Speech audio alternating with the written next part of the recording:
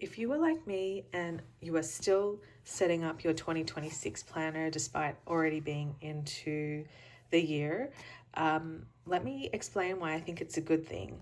So perhaps the easiest way is to say that no one will know when you set up your planner on many of the opening pages. And when I say set up, we're talking about going through the pages that are not your typical monthly and weekly pages. Here I have my Complete Common Planner for 2026 by Sterling Ink. It's B6 vertical and it's in this charcoal hardcover. I have my kids. I had them do a handprint in finger paint on the inside these end papers that are a little thicker. And I added some contact over the top, some adhesive. This is the only thing I hope to stick in my planner, but it's just because that fingerprint paint, you can see it like was transferring, and actually I wiped off a little, but I really love this. And my point actually was, I wondered for a minute, should I write the date in to show that this is the start of the year? But I really love the look of it just on its own, and it dawned on me that really I'm the only person who knows when exactly I did this. I could do this on the last day of the year and it would still open up to the first page and look like it had been there all along. This first page here is the first real page of the planner. This is a Midori transfer sticker. The foil was really easy to transfer. It didn't need more than finger pressure. And I'm just putting in a page behind here because I've got some personal information on the next page, but this was a dedication to my kids, and I took a quote from Tatiana Schlossberg, who passed away recently in very tragic kind of family circumstances, leaving behind her two young kids, and I wanted to remember her story when I looked at this planner, that happening very close in time to when I started this. The reverse side, I had plans for it, but because there's ghosting, which is normal for 52 GSM paper, Tomoe River, I kind of like that this was the only one of the only pages in this planner that's very blank, no grid on it, and I thought that looked really nice like that. This next page is the yearly overview, and it's got all the months here. I just went through and put in our close families' birthdays, because this is going to be my journal for my kids to keep, a memory keeper.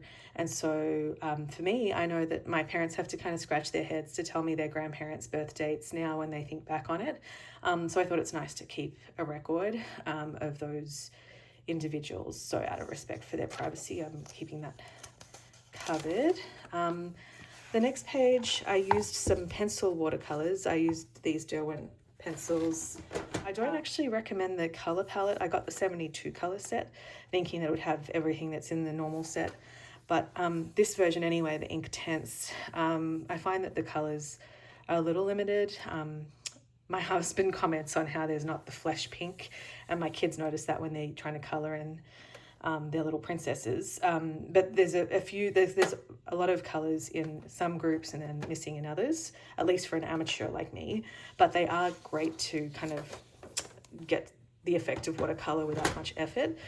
So I just drew some of the countries that our family has moved around from. We're a family of globetrotters, and I just reminded myself about our humble beginnings and to stay humble. I actually have this blotter page in here, just trying to keep it from getting, I just did it before filming, so I don't want it to, it's starting to dry. The next page, I'm going to go over this in black. I was just planning out in pencil our family tree, and I'll go over it in fountain pen. But that whole spread will kind of have this kind of where we came from, where we're going, and our family, immediate family out here. And then I've previously shown the goals, and this is one of the things that I changed. The normal planner, I don't know if you'll be able to see it here, but it says, you know what? I don't even know if this has a section, but it has someday. I know this is daily, weekly, monthly, quarterly, I think yearly, one day, someday, something like that.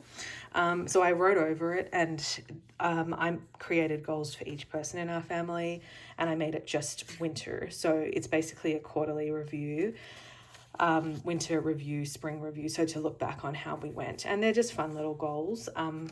Something that I thought was interesting was yesterday I opened my email to find that Sterling Ink had a little plan on how to get the most out of your year for planning. One of the tips they had was to set your goals 90 days in advance, and that kind of sounded like the outer limit of what they recommended to keep things, I guess, manageable. And so I was kind of happy that I had rearranged this, because there's a little part of me that feels like, I shouldn't be adjusting the template, and it's probably frowned upon, and this might not be a good way. And then even their own template kind of is different than what they might recommend more generally. So it's kind of interesting to see that. And again, goals, part of the reason I did this is I find it hard to make goals at the start of the year that are going to last the whole year. So it's nice to be able to pivot each season, and for each person, depending on what happens in the year. And again, this page I could have left blank and come back to it later. There's no timeline on this. There's no date here. This is like literally blank pages.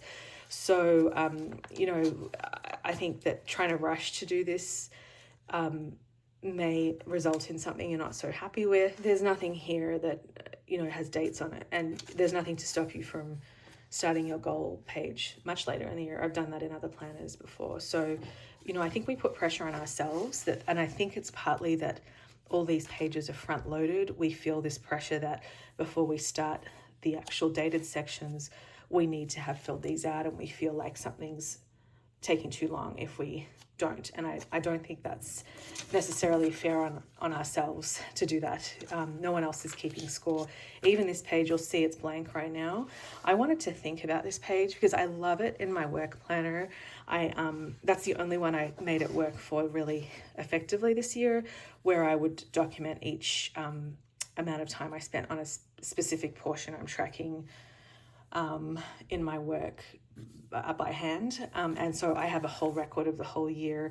I would kind of have to update it every time I would submit records for that component of work. So it was built in that I would be writing it, checking it, and it actually was very functionally helpful to me, not just as something I was documenting. I used it to prepare those records. So this year I really had a few thoughts. I do like the idea of tracking weather, but I think a whole page of weather is not that helpful. I know you can kind of do trends.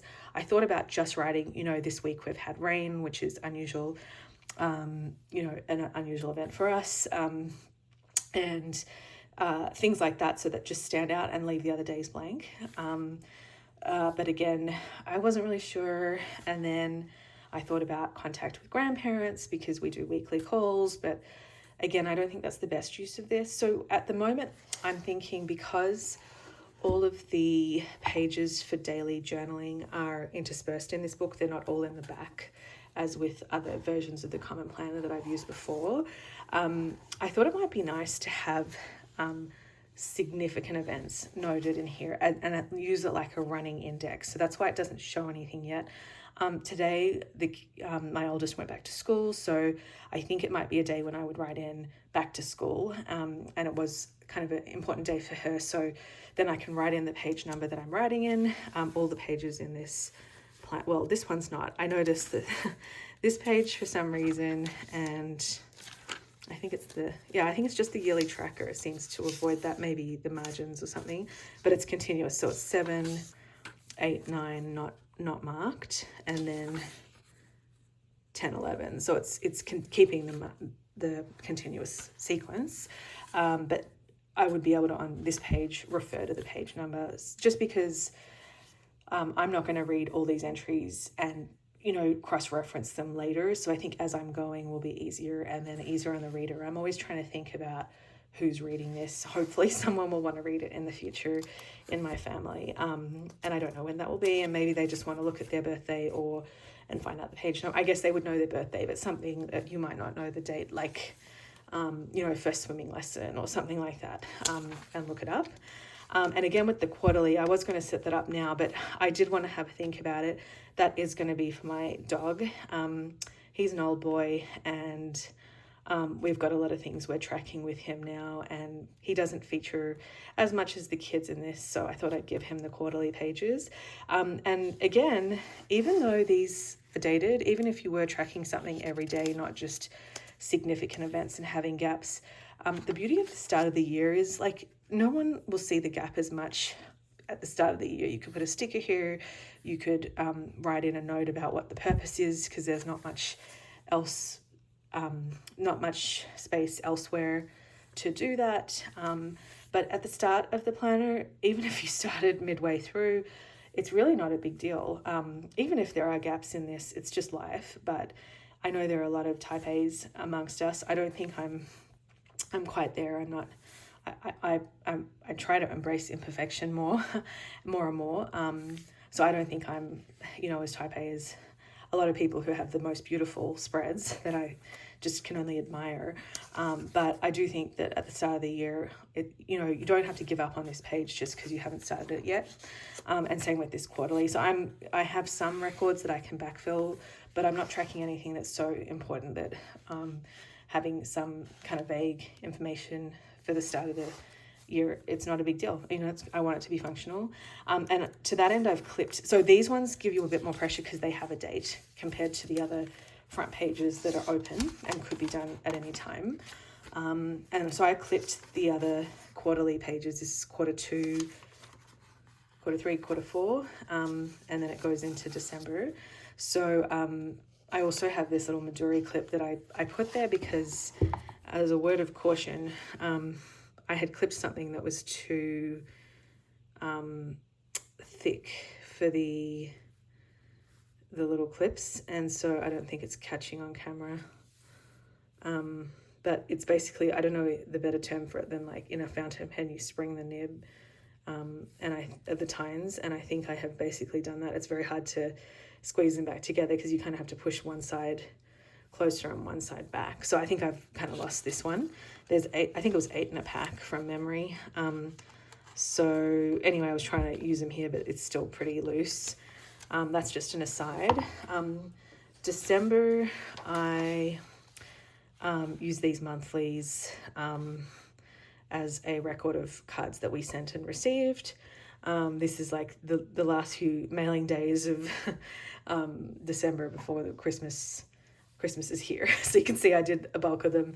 I was trying to go through the month, but I sent a lot on the last couple of days locally. I send mine in reverse. So all the start of the, you know, the early ones are overseas because they need more time. And then later on, the closer to my house you live, the later you're going to receive or have your card sent at least. And then Thanksgiving, that was what we cooked for Thanksgiving this year. This was a little letter to my girls on airmail. It was looking back at this time of year and the years past.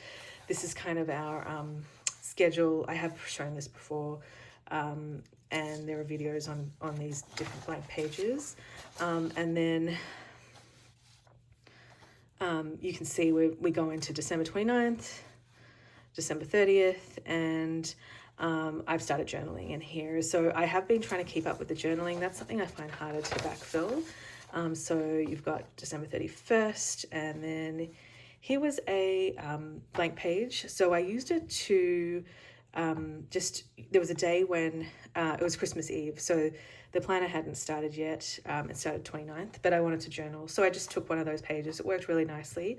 I think I'm going to use my little library stamp to mark the date here. Actually, I'm going to get it right now. It's a little annoying I didn't do this earlier because I've already changed it to 2026. So let me go backwards. That's 2025.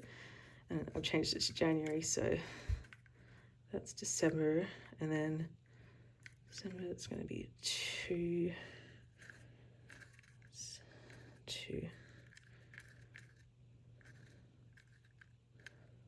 1, 2, 3. It's strange that this stamp has like all the numbers for where you would have, you know, 1, 2, or 3. So I always used to get confused. I'm going to double check that this is not incorrect. Let's see here.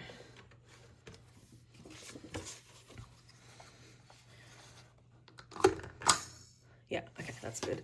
I have definitely used the wrong stamps before, and then it kind of loses the effect. So I think I'll just put it straight in the corner. Yep, so I like the look of that. This is, my daughter has started in the monthly. This is a doodle that she's done, and she's going to continue on. I told her this week that she'll be able to use all these days for the next one, the next little scene, because I don't have a specific use for the monthlies, and I'd love to see her little drawings. This was a Uni 1P, which I was surprised she didn't smudge, but she was kind of scribbling hard, so I think the next one will use some pencils. She does use wax crayons, but they would transfer, I think. Then these 2 blank pages, I'm going to do the recipe for my New Year's Day tradition that we have for starting the new year for breakfast, and then also a little note on the tradition. So I've left that blank, and then you can see I've started in the weekly section. I've started just, I write in print here. So in my journal, I've been writing in cursive, just thinking about who might read my journal. Hopefully they'll read cursive, but maybe future generations won't be able to read cursive, maybe even my own kids. So I'm printing here, and this is just a summary of the day. My journal is more about taking something from the day and really thinking about that event rather than trying to recap, whereas this is more of a recap of what we got up to. So that's been working out well. So I'm up to here. This is, I think there's one more set of blank pages that I've just skipped here. So here I've got the temperature. Yeah, so there's one more set of blank pages. I had left that actually deliberately in case January 4th, which was the page preceding it, if I had more to say on January 4th, then I was planning to just flow into it, but I did not have a very eventful day. So that's kind of leads into where I was going to say this planner does limit me to 1 page a day and on the same day. But I'm sure I will fall behind where I'll be crossing out days and just using that extra space on particular days that are eventful. But normally I used to just journal when I felt like the day or the time, was going to be a useful exercise for me. And it was most days, but not always every day for sure. So yeah, I'm enjoying it. I love how everything's in the front. Normally my planner, you see about the halfway mark is where I'm journaling on the blank pages in the common planner. But in this planner, everything's going to gradually creep forward. So I really like that. And I like the hardcover. I'm using it naked.